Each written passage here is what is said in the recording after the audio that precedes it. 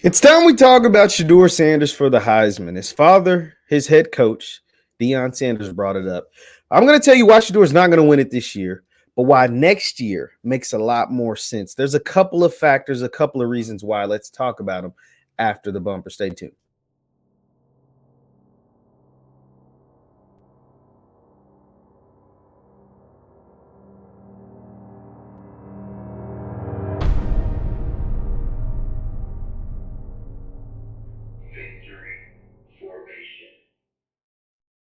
Is up, everybody? What is up, everybody? My name is JeffLightsyJr here with the Black Boss channel and Victory Formation. Thank you guys for tuning in. Be sure to hit that thumbs up button, like, share, and subscribe. You know, YouTube's acting a little funny, but we'll be good. We'll be good to go because today we're here to talk about Shwdeur Sanders in the Heisman Trophy race. Now, his head coach and his father, Deion Sanders, Coach Prime, talked about Shwdeur and said that Shwdeur should be in the thick of the Heisman race. And he brought up Shwdeur's numbers versus some of the guys who are considered to be Heisman frontrunners, and one of the guys being Bryce Young from who's Heisman Trophy who won last year, and then C.J. Stroud, who is probably the leading candidate for the Heisman right now. And this is a thing that was posted by a graphic that was posted by the Underclassmen Report, the UC Report, and Coach Prime ended up putting it on his Instagram, and in an effort to create a campaign to get Shwdeur Sanders in the thick of the Heisman talks, in the thick of the Heisman race. So here's the graphic. Let me show you on my screen. Be sure to hit that thumbs up button. On the screen, you'll see Shwdeur stats versus Bryce Young and CJ Stroud stats. Now, if you see over on the left, Shwdeur has more passing yards than both Young and Stroud. He has more touchdowns than Young and 2 behind Stroud.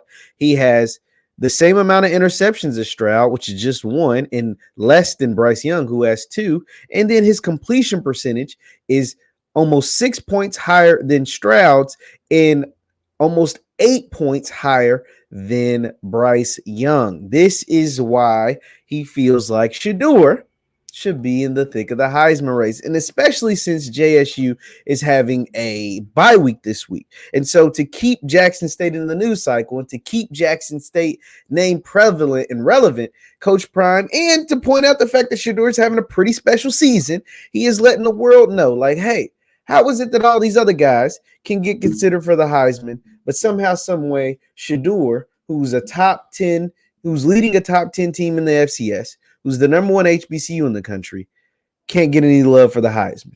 He can't get any love with these amazing numbers. I mean, he's doing better than some of these other guys. Now, you can blame it on the competition or whatever, but at the end of the day, Shwdeur's balling, and he's not wrong. He is not wrong because Shwdeur is balling. Let me see if I can find the exact Coach Prime quote, and that way you can hear it from him yourself, and then I'll talk about why I think that Shwdeur won't have strong consideration until next season. Let me go ahead and pull this up. So this is the quote from Coach Prime. This came from the SWAC Media Day, but we're taking a look at the HBCU Game Day version. So shout out to HBCU Game Day. This is fair use, no copyright, fair use, fair use. We're doing this for critical annihilation, analyzing and stuff like that. I got to do that because YouTube's been messing with me a lot recently.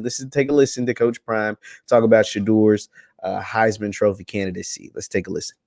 Should be mentioned upon the Heisman race. That's up for you guys, and I want you guys to push those pins, push those computers, and do what you can, because you put his numbers up next to the guys in the Power Fives. He's doing as much or more than they're doing right now. So when they start talking about Heisman, which I saw before the previous game, I got a little upset that they didn't mention us, period, and that they mentioned what Shwdeur is doing. Forget that he's my son and his last name. So yeah, he's like, hey, I saw some stuff on TV because Coach Prime watches a lot of TV, watches a lot of sports programming. So nobody mentioned Shwdeur's name. They were talking about the Heisman guys, and nobody mentioned Shwdeur's, and I have a problem with that. Let's continue listening. Sanders, any other man doing what he's doing and accomplishing what he's accomplishing this far, this early on, deserves the recognition. Well, you got to understand, when you look at a player and you look at his skill set, it don't take you long to understand this kid could play at any level. It does not take you long to identify Travis Hunter to play anywhere he wanted to play. That's a fact. Anywhere he wanted to go. That's a fact. By that nature, we got to stop that foolishness and start really giving players what they're due. And that's part of Prime's fight. Let me stop him right there. That's part of why it's beautiful having him at Jackson State, because without him, certain conversations like this wouldn't be happening. That's why he's important for the culture. That's why he's important for the HBCU culture. That's why he's important for what HBCUs are doing in the sports world right now.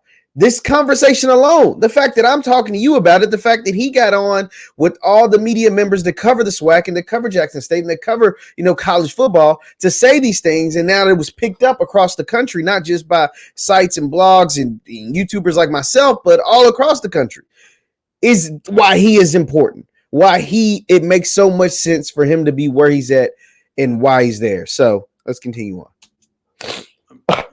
I'm liking it to a kid that we go and see that he's a phenomenal street ball player and he can flat out ball, and you telling me he can't hoop with the best at Rutgers Park. Okay, he can. I think we know he can. I think some of those individuals that would have gotten an opportunity for that next level that have come out of Rutgers Park could have been in the NBA. It's not a fact that he can't play in the NFL. See, that's where it gets tricky. Here's where he goes on this thing, because he's like, man, hold on, man. This is why it's messed up. How can y'all say he can play in the league, but he can't win a Heisman? So you can't tell me he can play in the NFL, but he's not good enough to be in the Heisman running. That's a lie. That's a lie. So that's where I got you.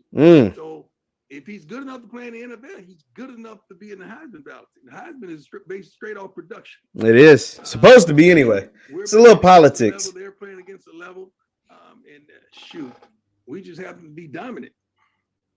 You can't say the level is less. We're just dominant right now. And a quick follow-up to that, how much does it help that your program and himself? And so that is, he's right on a lot of those things. Let's hear the last part, and then we'll get into why I don't think he even has a chance of winning this year. So much exposure to maybe combat some of those stereotypes of, well, he can't be the Heisman Trophy winner. Good question, by the way, whoever asked that. That was the plan day one, to give our kids, not just our kids at Jackson State, but all HBCU exposure. And that's what we're doing. You all have more exposure. I think you guys are garnishing more clicks than you had normally. Fair point. Before Prime.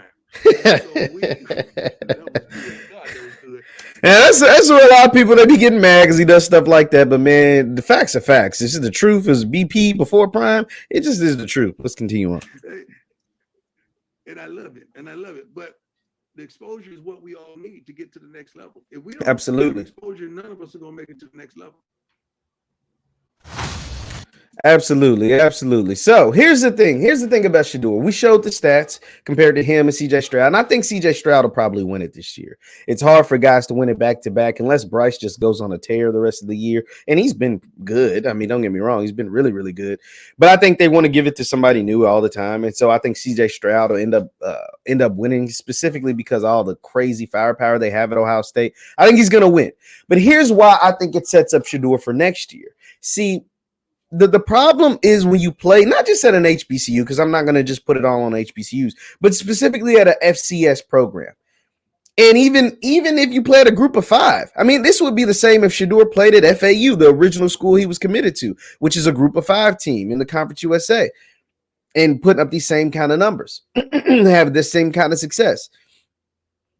You're not going to be invited to the big dance with the big boys, the Power 5s, until they feel like you overachieve. Not just achieve, but go to lengths and boundaries that they feel like they couldn't even win. And you have to do it for more than 1 year. Here's an example. For an example, Cincinnati. That 1 year, last year Cincinnati made it to the playoff. But the year before, they were actually really, really good, and they didn't make it to the playoff, even though they may or may not have been undefeated, or they had like a really good record and they had some impressive wins. And then what the playoff committee essentially said, and the rest of the country essentially said, which is some of the same people that make up the Heisman Trophy voters and the typical average college football fan, was like, show it to me again. Show me that you can be that good 2 years in a row. And Cincinnati did. They were undefeated. They went to the playoff, and they had a good showing. They kind of got beat up on by Alabama, but they had a good showing for the most part. They had multiple guys get drafted high, from Alec Pierce. Sauce Gardner went number 4 overall. Alec Pierce went the second round. Kobe Bryant went early. Desmond Ridder went in the second round. Like, they had multiple guys. They had multiple pros on the team and had plenty of guys to go to the NFL. And they proved it for 2 years in a row that they were one of the top college football teams in the country. And so Shwdeur is going to have to do what he's doing this year again next year. He's got to finish it off hot, though. He started off hot, like I said, the 14 touchdowns, the only 1 interception in 4 games, which is crazy. It's 3.5 touchdowns a game. He's averaging almost 350 passing yards a game in games that are blowouts. Just imagine he's doing all of that in games where a lot of times he's not even playing in the fourth quarter, or he's playing very limited in the fourth quarter. It's not close games. And so he's able to rack up these numbers in games that are essentially blowouts. They're winning their games by an average of over 5 touchdowns. You get what I'm saying? So, like, that's impressive. But the committee, both the Heisman and the same with the college football committee, is going to want to see you do this again. So Shwdeur right now is on pace to throw for over 40 touchdowns. And if he stays at the 340, he's at 348 yards per game. So let's round down. I'm going to just do round down to 345. He's going to complete over 4,000, almost 4,500 yards this year. 40 touchdowns, 4,500 yards, and potentially a SWAC championship and a Celebration Bowl. That'll be like the perfect season for an FCS player, the perfect season for an HBCU player. But what the committee is going to want to do, and shout out to Light On College Sports, they posted this clip about how Trey Lance was considered in the Heisman Trophy race after he put up what was considered the perfect season for a North Dakota State quarterback. He had 24 touchdowns passing, 0 interceptions, and then another like 15 rushing or 16 rushing. He had like 50 touchdowns, 40-something touchdowns, and like 20 passing, 20 rushing, something crazy, and 0 interceptions on the year. And they went undefeated and won the FCS championship. And so the next year, he was considered a top 12 Heisman person the next year. Now, that was when COVID happened, so it didn't go down the way he wanted. But that is how he got his name in consideration. And so for Shwdeur, he's going to have, now some will say, well, Jeff, Shwdeur had a productive freshman year. Yeah, it was productive. He had 30 touchdowns, under 10 interceptions, a SWAC championship, Jerry Rice Award, all of that. He just didn't have Heisman numbers. 30 touchdowns, 8 interceptions are good, especially even in the SWAC. It's really good. For a true freshman, it's really good. Bryce Young had like 50 touchdowns in the SEC. See, that's what I'm saying. Like, that's not going to, 30 touchdowns in the SWAC is not going to get you in Heisman consideration when another guy, a quarterback, is having, 45 to 50 touchdowns in the SEC. It's not like, that's why I'm saying. Now, this year, the 40-something touchdowns, the 4,500 yards, the less interceptions. Now, that'll get some people, going. After you win a SWAC championship, you could potentially win another one and win a Celebration Bowl. That's going to get the Heisman voters. That's going to get them thinking, like, okay, he's doing something. Okay, now we got to pay attention to Shwdeur Sanders guy. Another reason why I believe next year is more realistic, because Shwdeur Sanders and Travis Hunter going into next year, depending on how Travis plays the rest of this year and whoever is able to emerge and decides to come back to school. But those two players, 2 guys at an HBCU, will be 2 of the most high-profile college football players in the country next year. See, this year, you're going against the reigning Heisman Trophy winner, which is Bryce Young in Alabama, and all the dominance that Alabama does, and a guy like C.J. Stroud, who is, a lot of people, even though Bryce Young is really, really good, a lot of people feel like C.J. Stroud's the better quarterback prospect going into this year's draft. And his numbers are crazy, both from last year and this year. He's going crazy once again. And so the Heisman race is going to be kind of occupied by those 2 guys for the rest of the year, based off what they did last year, based off the, the programs that they're at, et cetera, et cetera. And so that's why I think you're kind of not going to get engulfed in that same talking point nationally, besides guys like me, and I think you should be there, but because those guys are the leading candidates for the NFL draft. Then if you add Will Anderson in there, the defensive player from Alabama who would have been the top pick in last year's draft if he was eligible, simply because he's only a sophomore, who will be a top 3 pick in this year's draft no matter what. You got him in there. You're going to get rid of all 3 of those guys, the main heavy hitters, all 3 of those guys by next year's Heisman race. Shwdeur's true junior year, those guys will be off into the NFL. And now I think, this is me like projecting and foreshadowing. I think it'll be Shwdeur Sanders. We'll be talking about the Heisman race, and Quinn Ewers down at Texas. Quinn Ewers, the quarterback of Texas, he's hurt right now, but this is just me. We can clip this up in September of 2022. I said Shwdeur Sanders is a guy I think people will strongly consider for the Heisman, and Quinn Ewers down in Texas.